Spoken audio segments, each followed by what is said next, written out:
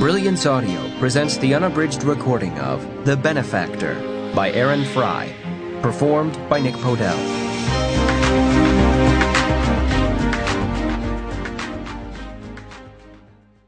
To Zachary, your cleverness amazes me. Your heart makes me proud.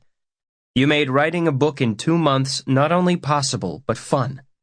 Now about those clothes in your room. Episode 1. The Contestants.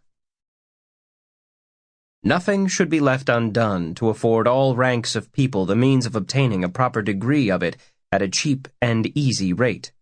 John Jay, First Chief Justice of the United States, 1785. May 13th, 1:45 p.m., Boston, Massachusetts, The Benefactor.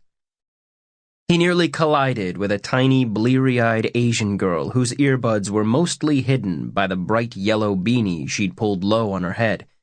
"Yo," she said, her look scathing as she pivoted gracefully, her crimson backpack swaying with her.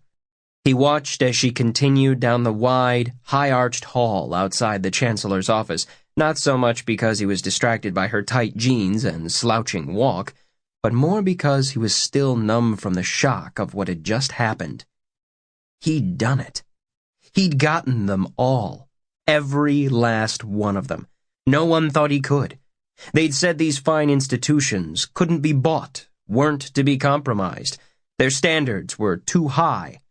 His investors were convinced that there was no feasible way that the presidents and deans and chancellors of these top universities, the best schools in the world, would agree to be a part of his game, a reality show. But they had. All of them. For the right price. For some of them, it was about money. Plain and simple. They needed the endowments, tough times and all that. For others, it was about power. As soon as he'd mentioned that a rival school was participating, they jumped. For others still, it was exposure, airtime, being associated with other top-notch schools. But this one? He looked around at the hallowed, dimly lit hall in which he stood. This was the big one. He'd been convinced this one would be a hard sell. There was something so prestigious about this school. Some of the brightest minds in history, in politics, in medicine, had come from this campus. Why would they agree to be a part of his game? But the Chancellor had been surprisingly willing. Once he'd heard the intent of the competition. Sample complete. Ready to continue?